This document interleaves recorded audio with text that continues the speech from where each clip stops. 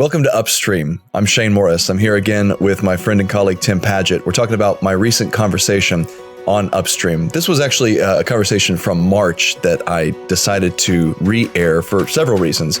The first is because my most fun reading discovery of the year this year was G.K. Chesterton.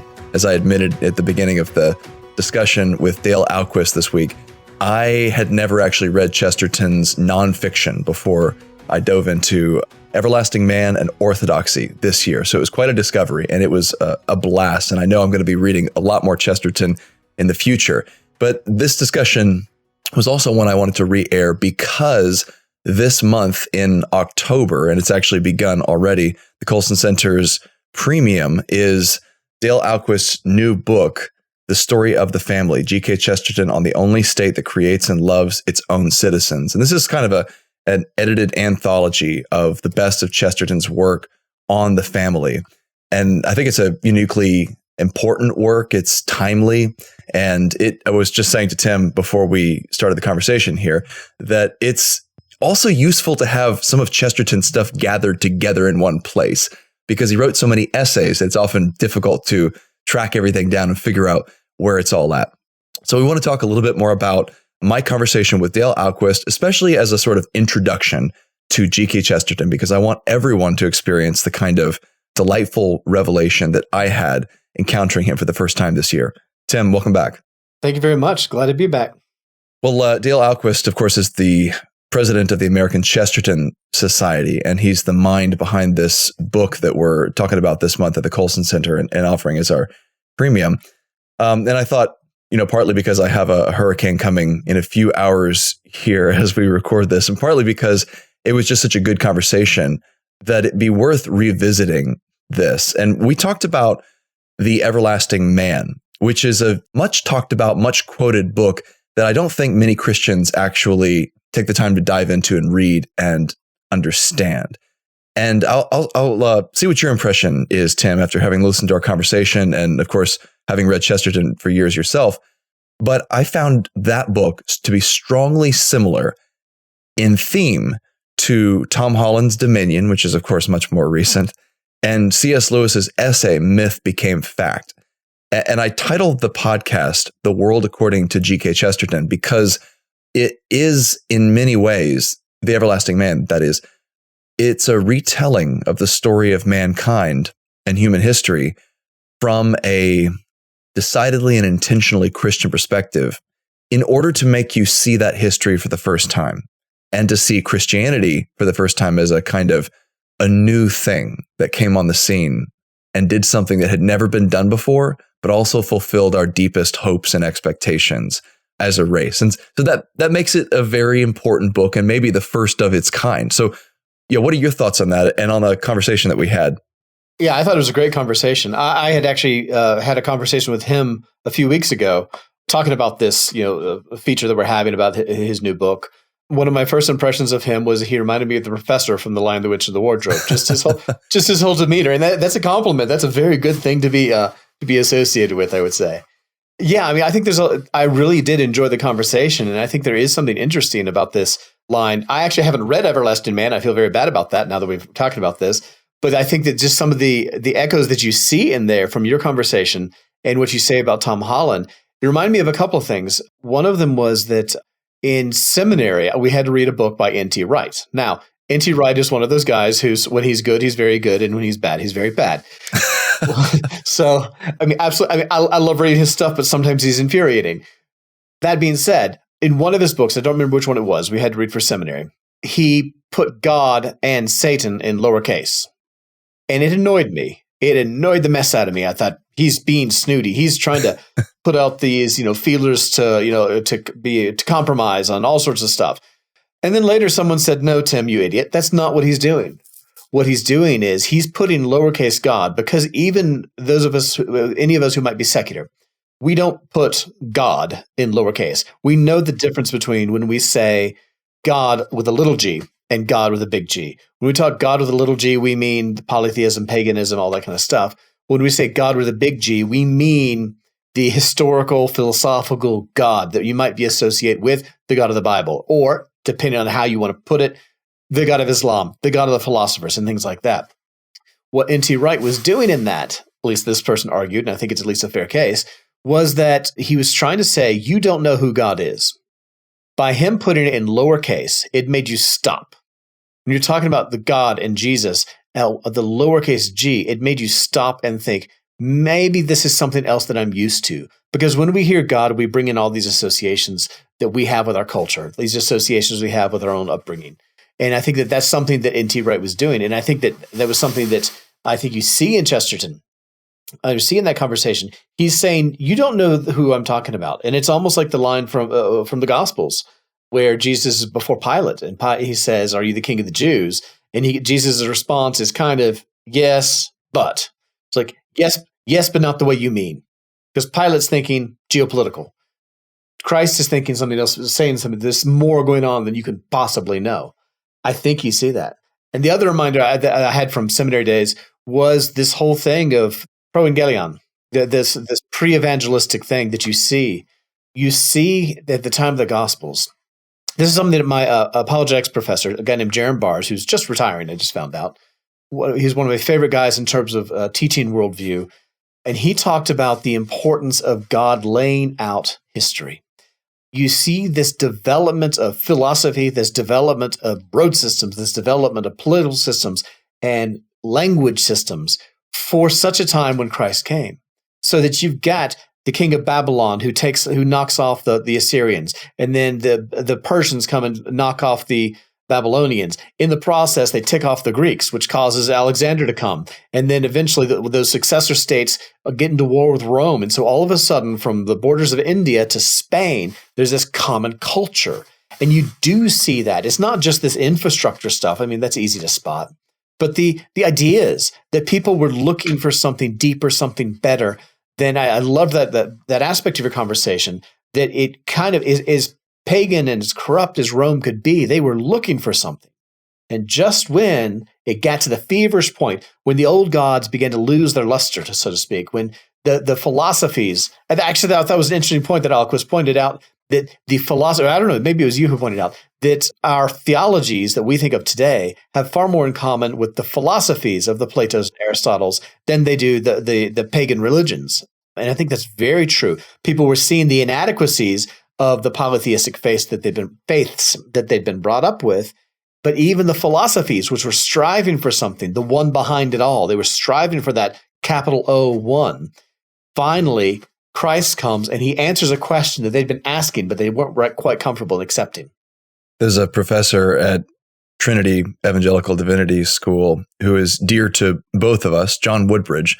In his church history classes, the introductory classes, he talks about this idea that Christianity came into the world in the fullness of time, that Christ himself entered the world in the fullness of time, that there was a series of historical events that God providentially orchestrated to make the time ripe for the Messiah to arrive, both in Israel and the world around him. So you see that in exactly the ways you're talking about, whether it's the imperial roads that allowed the gospel to go forth, the common language that allowed it to be communicated, the scholarly and philosophical language of the Greeks that allowed early Christians to make sense of some of the claims of Christianity and to mesh Jewish monotheism with this unique idea that the man from Nazareth was himself, in some sense, the God of Israel. That language then gets employed for the subsequent ecumenical councils. And there's this, who was it that was it Tertullian who asked, what hath Athens to do with Jerusalem? Yes. Yeah. Yeah. And the answer is, well,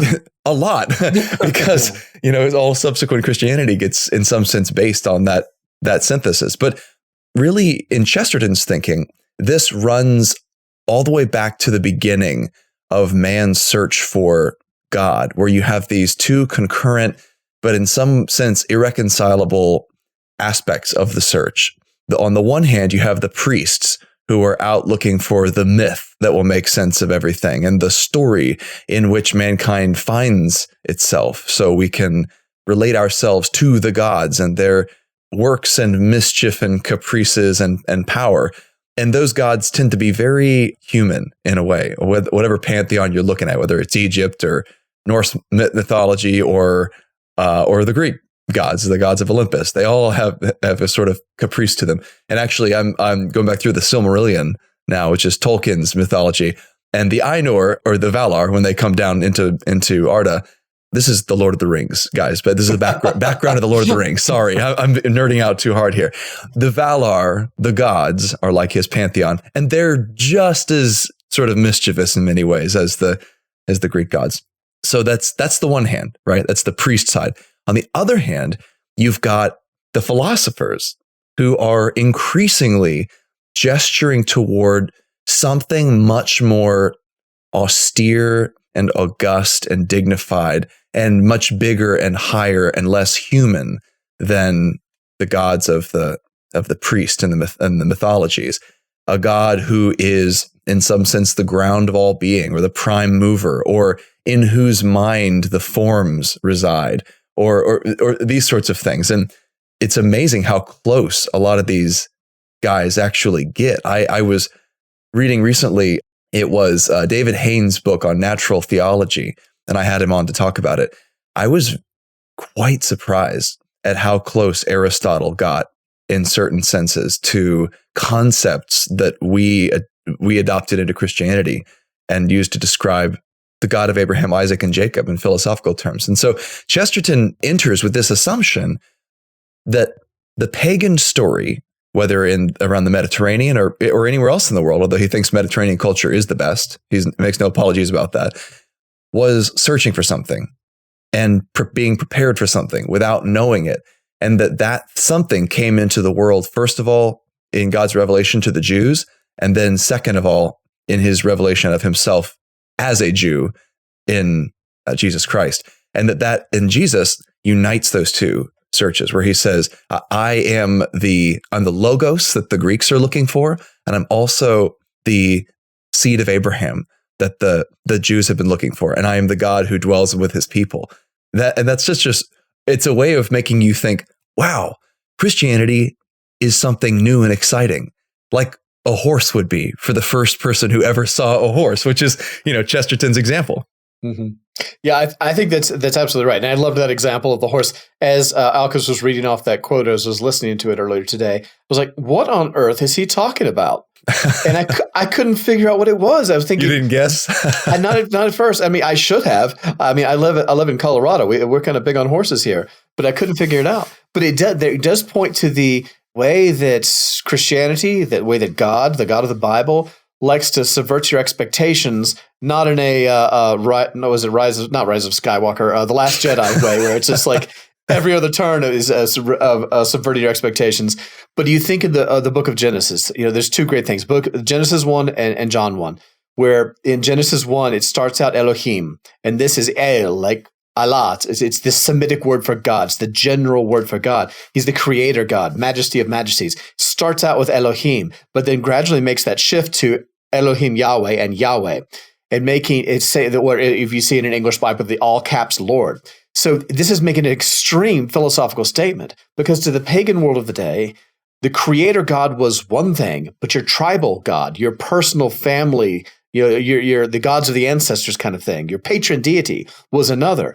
But Moses is saying there, this great creator God, this distant one, is your God. This one who created the heavens is the one who just brought you out of Egypt. And that must have been a powerful statement. I remember hearing about one of the key things about the Genesis 1 is that God has created everything and doesn't leave any space for anyone else. But yet he says, I know you. It reminds me of that the atheist meme that was going around saying that the God who created the universe of 14, however many billion years old and zillions of light years across, and he wants a personal relationship with you, and they're saying it in such a snarky way.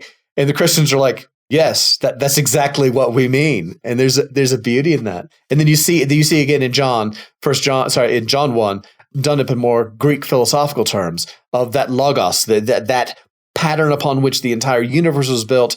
John says, yeah, you know that? I knew that guy. He's a friend of mine. And that's just as earth-shattering, absolutely earth-shattering. There's something beautiful about that.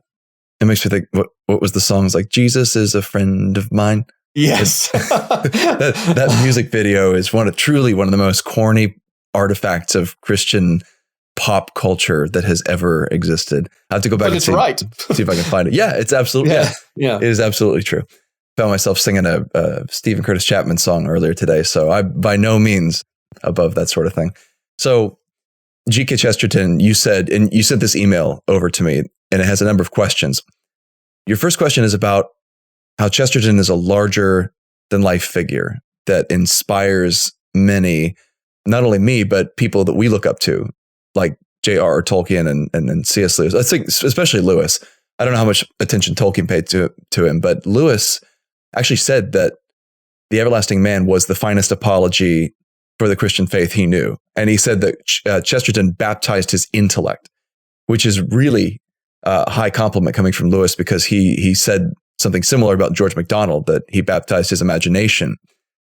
And I wonder, what is it that he saw in Chesterton? I mean, what made him say such things? Yeah, I think that's a great question. I do think it's interesting that, Lewis, who, while people will poke at this or that of his theology here and there, he's someone that Christians of all stripes point to as not exactly the archon of orthodoxy, but as someone as an authority.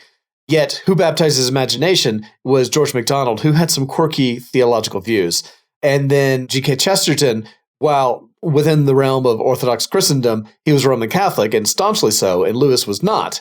And so that is interesting. That shows the breadth of Lewis's knowledge and the way he could embrace certain aspects without getting overboard. And as far as what it is that makes Chesterton so powerful, it's like he's a mix of Charles Spurgeon, Teddy Roosevelt, and Winston Churchill. That's great. Yeah, he just has that enthusiasm of a Teddy Roosevelt. There was a TV movie, it wasn't a great one, about the Spanish-American War, and it was talking about Teddy Roosevelt's role. And just he sees someone across a room in this dignified party he wants to talk to, so he just charges through the middle of it and knocks people over in the process. He just had that, and you just get the impression reading Chesterton that he would do the same. And I mean, you've probably seen some photos of him. He was not a little boy; he was a big boy. No, two out of the three guys you just named were pretty big as well. Yes, that's true. Stature, pretty heavy. And I know, like Teddy had the same. I'm looking at the cover of Dale Ahlquist's book here, and Teddy Roosevelt had those same kind of glasses where they would reflect, and you could barely see the eyes behind them. And then he had that, the crazy mustache and everything. But yeah, he was a presence, and you can tell even by his writing that he was sort of a presence. I'll tell you what is interesting to me about encountering his writing. One is that he never seems like he's taking himself entirely seriously. There's always a grin hiding behind the prose. There's always a sort of impish. It's impish, right? He's sort of like the grandfatherly figure who gives you a little wink once in a while, and he's like, if you know what I'm saying, do you get it? Are you in on the joke as well? And that's one thing that he's clearly doing. Something else that he's doing is he's instructing you in wisdom in a very subtle way. And this is hard for me to articulate, but as a writer, one of the things I find is that certain writers have the power of, through their continued articulation of true principles in a beautiful way that leads you to that moment in the sentence or the paragraph or the page where you go, yes, of course that's the way it is. It could never have been otherwise. And how could I have been so blind not to see it? Or just the sense of, wow, what a point. I mean, that is so true. Chesterton does that again and again and again. And he tries to line you up with the prior argument / approach to where you get to that point and you have that experience. Now, there are certain times where that can go into excess, and I think his prose runs away with him. He is so intent on landing the punch that he forgets to actually be as clear as he could be. But most of the time, I think it's brilliant. And if you follow him through, you become wise in a sort of what the classical educator would call a rhetorical wisdom. Not rhetorical in the sense that we often use it of, I'm just saying that for the heck of it, but in the sense that it is rhetoric. It is true use of reason and the human faculties of language to feel out truth. And that's what Chesterton's doing. And then you come away from him and you have that same instinctive, good-humored approach to the world. and a deep appreciation for the way it resides in simple things. Like in this, in the description of this book, the home and the hearth and what does it say? Like cranberry preserves or something like that. He was a master of language who had a love for the simple things. In some ways, the heart of a hobbit, you might say. And it comes through constantly in his writing. And that's part of his ineffable charm. That's why he's difficult to describe in many ways. Yeah. In reading Orthodoxy, his book Orthodoxy, around the same time I was reading that just earlier this year, I was also reading a book by Gertrude Himmelfarb, and she was talking about late 19th century England and the Victorian era, which gets slammed a lot for all sorts of things. Many of the people that slammed it were some of the people of that day. You get, and a little bit later, the George Bernard Shaws and the H.G. Wells. And if you read Chesterton, well, he interacts with George Bernard Shaw and H.G. Wells and all these guys.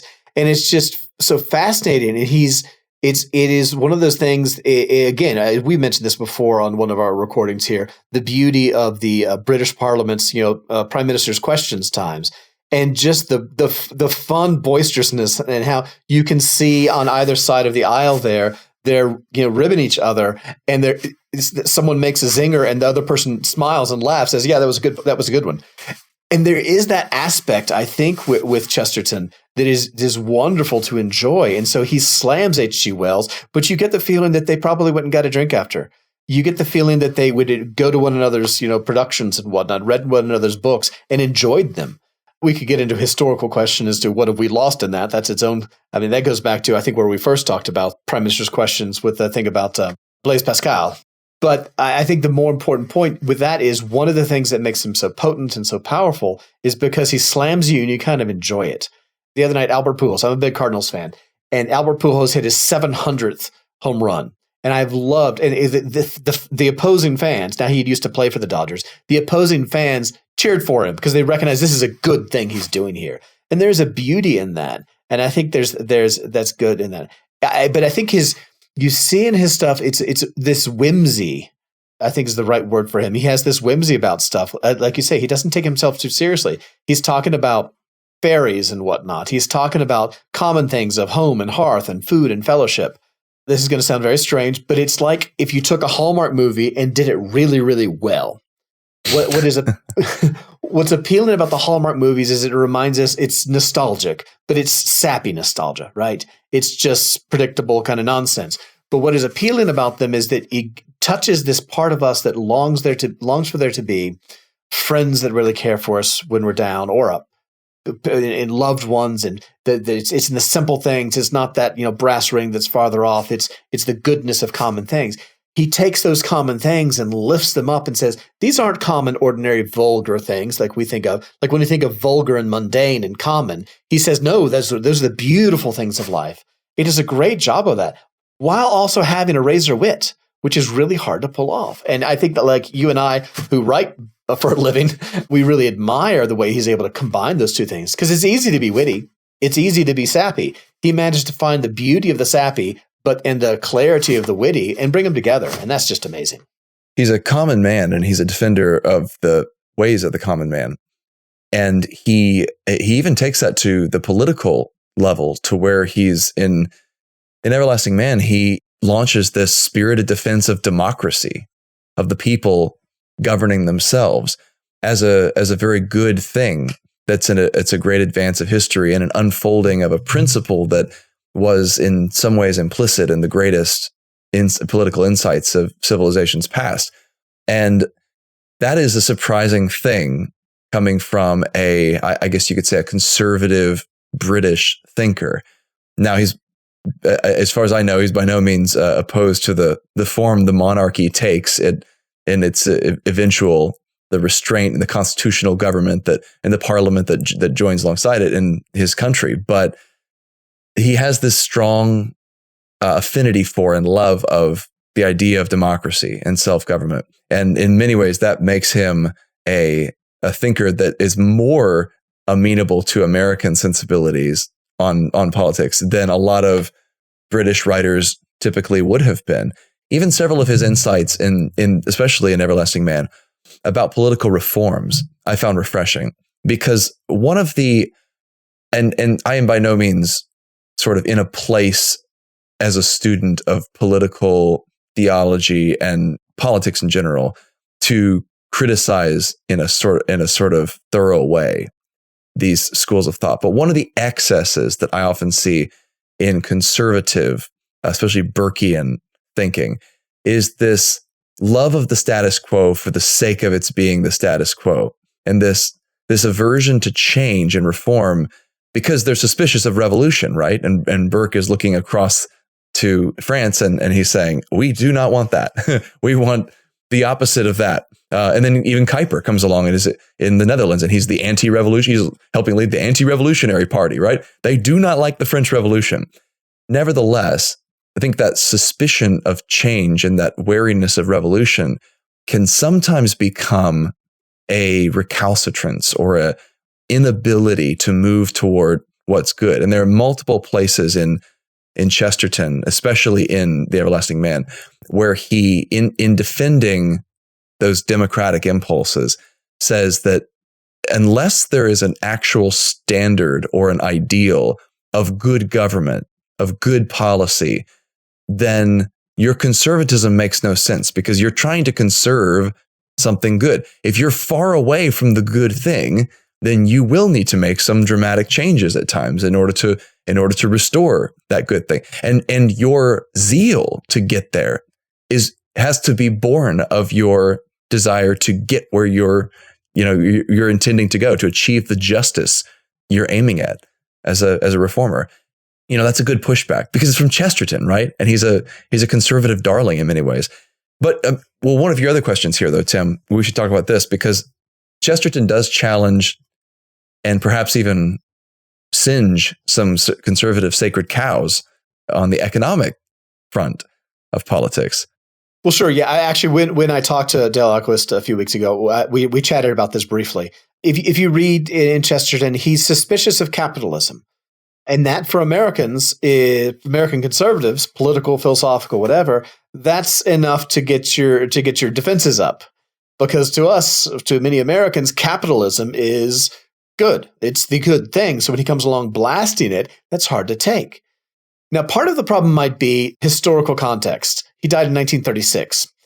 Particularly after World War II, with the Cold War and things like that, capitalism became seen as that which is opposite to communism. And communism was tyranny. Communism was oppression. Communism was all these things. And it was all those things. They killed 100 million people. It was awful. But so the term, in one sense, changed so that instead of being perhaps what Chesterton might have meant by it, it meant all those things that are good. So if communism is all those things that are bad, then capitalism must be all those things that are good. So that's kind of what it means to a great many conservatives today. However, if you read what he's getting at, he's not, and this is what I asked Ahlquist about this, and he agreed that this is probably what Chesterton would have thought, that when Chesterton is critiquing capitalism, you shouldn't think, mom and pop, small markets, or even entrepreneurs and stuff like that. That's not what he's objecting to. He's not advocating by that tyranny. He's advocating, diversity. He's pushing against monopolies. Well, we've all played monopolies. You've seen the little Monopoly man. And he's pushing against that guy. What he's pushing against is, as I think you and I have talked about before, the Pixar movie WALL-E, or Wall-E, however you want to say that. It's just this gluttonous thing with this mega corporation and reduces people to these blobs of lard and all these it sucks the humanity out of people. Or you might say it's the woke capitalism that we see today. And we see, what happens every June 1st on every corporate logo outside of the Far East and the Middle East? Well, they turn rainbow. It's this it's not even ideological. I think that we could have more respect for people if we thought that these corporate types were genuinely saying something about homosexuals and stuff like that. They're just wanting money. And they're being crass about it. So that's the sort of thing that Chesterton is fundamentally working at. But I think it's hard to get at. It's hard to get at to accept it because, again, the times have changed. He was attacking things that we would attack, but for the name. And I think that for many conservatives in America today, it's really hard to swallow. But if we read between the lines, if we understand where he's coming from, while we might be uncomfortable attacking some of the things that he's attacking, just because of the name, he's right in a lot of ways. There really is something to, I grew up in the South, and first time I moved to the North, and I saw bumper stickers talking about unions, not Civil War unions, but like workers unions. Me and my buddy who moved up at the same time, moved to St. Louis, we were like, the unions, that's the bad guys, because Southerners are traditionally anti-union. But the thing is, if you don't have unions, what are those corporate managers going to do?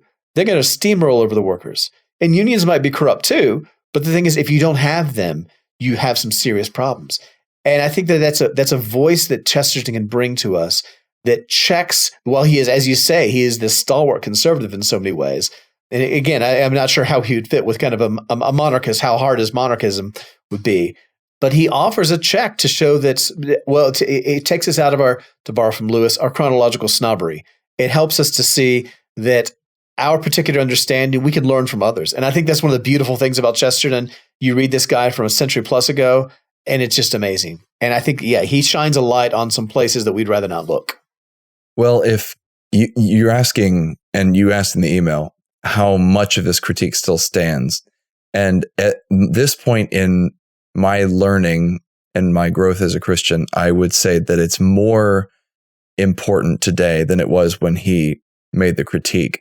You mentioned communism, and in many ways, communism is to talk in sort of Kuyperian terms, communism is the overgrowth of the sphere of the state or of government, civil government, the magistrate, into a monstrosity that consumes all the other institutions that God designed to govern human life, and it becomes a sort of cancer that eats everything up. That is communism. It eats religion. It eats the family. It explicitly declares war on those things. And of course, the most obvious of all is that it wants to eat the economy. It wants to nationalize economics and make it all public and directed and planned. Well, that's one way to mess up. But another way to mess up would be for the market or the economy to eat everything else. I am an advocate of the free market. I love what was once meant by capitalism, I suppose. I think that people should be able to strive for, earn, keep, and invest private property. But that sphere of economic activity is intended to be tied in very closely with the other spheres and to serve them in many ways, so that the family is served and enriched by the market, so that the public and civil sphere is enriched and served by it in some ways, that it also in turn serves the market and the family.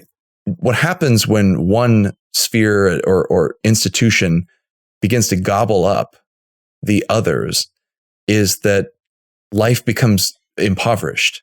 It happened under communism when the state became all-consuming. I think we can see in many ways it happening as the market becomes all-consuming, as we become all-consuming as consumers. And that becomes the dominant way of thinking about things. I made a lot of people mad on Twitter recently when I talked about millennials. Just once? Yeah, well, it's happened a few times, but this was definitely the biggest of all. I think I got something like 40,000 replies in one form or another, and almost all of them were angry. But the point I was making is that millennials are probably going to deeply regret not investing in anything more than being sexy and having fun in the future, in the present. And specifically, they're going to regret not having enough kids, because my generation is not having very many kids compared to our size and the trends of past generations. Not even close to enough to replace ourselves.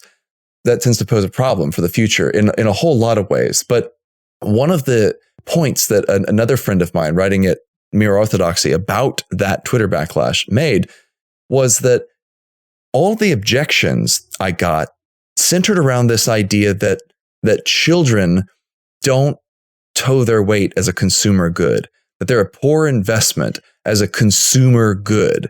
They don't make you more comfortable. Your ROI is bad. They don't make you rich. Right. They have all kinds of costs and none of the benefits that a consumer would recognize.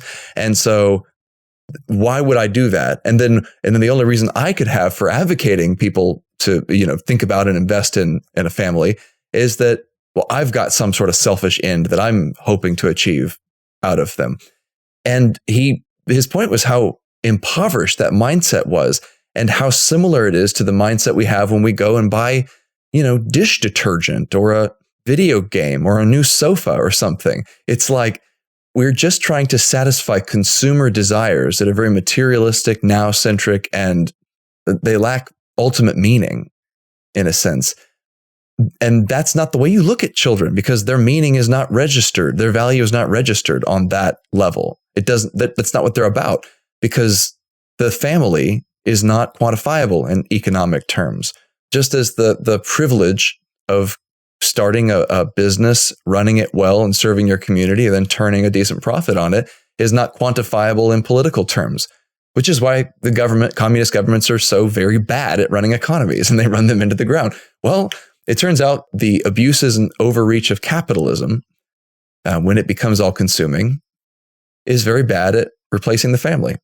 And I think what we see with the wokeification of corporations, of all the rainbow flags that come out on the Fortune 500 companies' websites and Facebook pages and Twitter pages every June, is that dissolution of all other spheres into this one sphere of capitalism, profit, consumption, because the family is a rival to an all-consuming capitalism. And that's where we are, I think. So Chesterton is right to be suspicious of capitalism that has burst beyond its bounds and tries to make itself into a god of sorts. And I think it's very good. I like the image of that capitalism has impoverished us, not through like communism impoverished you, like you don't have food. I mean, that's the that's the left's critique. We've got food. It's all just very bad for us. Yeah, well, there's that too. Yeah. But it's not the squad in Congress. That's not their critique, or Bernie Sanders' critique of capitalism is that it starves people. It doesn't starve people. It starves you, not starves you of food, but starves you sometimes of imagination. There is that element that all this wealth is so not the wealth itself, but the shallowness in which it is pervade. You see that's like, again, people who have families. Okay, you and I each have 4 kids. That's not efficient. You're right. That's not an efficient use of our resources. We all know there's a family at our church who they have 2 biological kids, 5 or 6 adopted kids, and then they usually have 1 or 2 more they're fostering because of the breakdowns of systems and whatnot. That's not an efficient use of their resources either. And if I am spending my time going home and in wiping dirty diapers, and my wife is not entering the workforce in full time, that is less economic output that we can do. But it's I think you're right to think of it in Kuiperian terms, that the whole point of the economics is to provide. It's like the quasi quote from Lewis about motherhood, that all the other occupations point to that. There is, for those of you who are listening, there is a legit quote where he did say something about pointing that all the other occupations, motherhood is the point of it all, but it's not as pithy as you will sometimes see on Instagram. But there's something to that. There's something to that. The reason that we have these jobs, yes, I am to follow God, the calling that I have, but it's fundamentally, it's to provide for my family. If we miss that, if we simply delve into, I'm just a cog, I'm here. It's not just a cog in the sense of I think I mentioned last week, the great man in the gray flannel suit. That was an image from the mid-20th century. It's I'm just a consumer. I'm just someone who's going to buy this and buy more and buy more and buy more. And then what is the name of the company in is it Big and Large? Is that By and Large? By and Large. Yes. The company from Wally. And that's where we end up, and you end up losing your humanity. And there's something about the beauty of the end of Wall-E where what do they love? They love digging in the dirt. They realize there's something great about the very impractical and inefficient thing of digging in the dirt. Yeah, by the way, that movie is one of Disney Pixar's most underappreciated, especially by Christians. And I'm afraid that, not to get off on a tangent, but I'm afraid that way too many Christians bought it's just environmentalism line and failed to recognize, no, it's like Genesis 1 through 11. It literally is like it's Garden of Eden imagery. It's Noah's Ark imagery. The little white robot that looks like it was made by Steve Jobs is the dove that Noah sends out to see if the earth is inhabitable again. Yeah, it's really, really cool. It comes back with an olive branch. Yeah, right. And there's something Chestertonian in it. You're absolutely right. And the rediscovery of the simple good things. So that leads me to the last thing I think we ought to talk about here. If we're a little over our time, but we're flexible here on a podcast. And that is your question about Chesterton's Catholicism. and the fact that he was very strident about it. And here we are, two Reformed Protestants, talking nothing but good stuff about Chesterton. So what gives? I mean, how do we deal with that? And we can both kind of take a shot at the answer. Yeah, I mean, it is interesting. If those of you who are listening, who have not read Chesterton, and you are evangelical, you are a Protestant, just be prepared. He is not shy about his Roman Catholicism. As I think I said in another context recently, those of you who are Reformed and you're familiar with the cage-stage Calvinist, there's something to that in his demeanor. He has a great zeal because he was a convert, if memory serves, to Roman Catholicism. And there is a bit of that in his demeanor. Some of it is that. Some of it is, well, he's just so big, bold, boisterous. There's no small things to him, and he charges ahead. As Shane, as you were saying, that sometimes his rhetoric gets away from him. He just says these things. And the note I made to you, he makes these comments about Calvinism that you and I, as Calvinists, are thinking, what on earth is he talking about? And he does these little snide comments, Calvinism and the cold, calculated, mathematical. It's like, no, that's not who we are. It is frustrating. And some of it, some of it is his genuine, sincere belief that the Roman Catholicism, the Roman Catholic Church was the church. That he's being sincere. So it's not just his newish convert. I mean, he talked like this for decades, and it's not just his big boisterous personality, but it's a sincere belief. I think that for him, and for many people who are attracted to Roman Catholicism, and to some degree you see this with those who are attracted to Eastern Orthodoxy as well, they see in our day, in modernism for his time, postmodernism for ours, constant change, the constant emphasis on the new is better. They see the problems in that, and they're looking for something rooted. There's something deep, abiding, and eternal. And they look around at their Protestant churches, and sadly, many Protestant churches, unlike the Protestant reformers, they never talk about the church fathers. All they talk about, the farthest back they go, is the Protestant Reformation.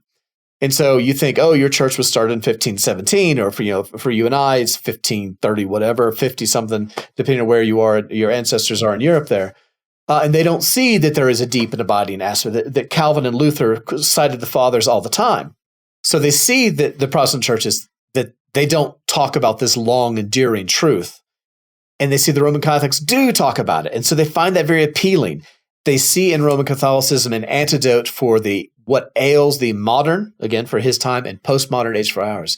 So I think there is that appeal, and he wants to bring that forward. He sees the problems of today, and he sees Roman Catholicism as a very strong antidote to the present. So that's what I think he's coming from. I talked with Trevin Wax about this exact question when we spoke about his commentary on orthodoxy. It's sort of an annotated guide to Chesterton's best-known work. And that's where he also has some of his most severe zingers against Calvinists, right? He has a special burr under his saddle about Calvinism and Calvinists. And one of the points that Trevin made was that in Chesterton's time, seeing Catholicism as a bulwark against the rising tide of modernism was a very plausible reading of things. So you've got Lambeth coming along with the Anglicans. You've got the compromises on a number of key social and ethical issues. You've got modernist readings of the Bible creeping in and undoing much of Protestant piety. The mainline Protestant churches in the United States even are beginning to really lose their footing. This is around the same time that Machen is writing on exactly the same question, J. Gresham Machen. And he's, of course, helping lead the exodus from, or eventually leads the exodus from the mainline Presbyterian church to help found the Orthodox Presbyterian Church, OPC, which still exists today. All that to say, if Chesterton could see some of the liberalism that has entered Catholicism in the subsequent years, I think his attitude would be at least a little more checked. He may even have a different outlook on the whole grand picture. He would be much less triumphalistic. But I remember the first time I ever heard anyone address the issue of Chesterton and Protestants was John Piper. And he talked about how he made a pretty bold claim. I mean, he even said that he thinks Chesterton really had some Calvinist instincts that he didn't fully acknowledge, and that if he could understand it better, if he'd taken the time to really grasp what he was talking about, then he would have at least been chastened, if not been warmed toward the things that, Piper and I and you hold dear, these doctrines. And I think there's a good challenge to be made from the perspective that Chesterton was not a theologian. He was a journalist and a writer by trade. And that meant that there was a good chunk of the Roman Catholic witness of theology that he failed to honestly grapple with. The whole Augustinian tradition, right through Thomas Aquinas, is, as a acquaintance of mine wrote in 2019 at First Things, is scarcely distinguishable from Calvinism on certain points. So I'll point you to Anzi Kamel. He wrote a piece in First Things called "Catholicism Made Me Protestant." Provocative title, right? It was from 2 years ago this month. And he, like I said, I've interacted with this young man in person. He's actually younger than me, but he's about 6 times smarter than me. He's an extremely impressive guy. But he walks through some of that shared Protestant and Catholic heritage and how he thinks Protestants have a legitimate and strong claim to that heritage, and how he didn't mention Chesterton by name, but how the kind of triumphalism that Chesterton has against Calvinists in particular is very muted by an honest study of what we think of as the Roman Catholic heritage itself. It's very important to dig into that stuff and not take Chesterton at his word, because again, like we've been saying again over and over here, Chesterton is deeply worth it, and we should be able to look past his foibles and his flaws and even a few of his thorny aspects to get to the real treasure that's there, because Chesterton will teach you something, not only in his actual propositions and statements, but in the attitude with which he approaches his writing and the world. You'll get a certain joy, a certain sense of strength and good humor. Dale Ahlquist said he's the laughing prophet. That's one of his nicknames. And he really is a guy who will just help you to look at the world and your faith and all the riches of history with the sense that this is all God's. This is all the property of Jesus Christ. And here I get the privilege of announcing that, of seeing that, of celebrating that. And there's nothing to worry about in the end, because Jesus really is the winner. That's just a great attitude. And I've been drawn to Chesterton for exactly that reason. Well, Tim, thanks so much for joining me. We went a little bit over time here, but this was more than worth it. And of course, next week, provided that I haven't been blown away by the hurricane in a few hours here, we'll get back to our regularly scheduled series of Upstream interviews, especially on the theology of the body. So I'm looking forward to that.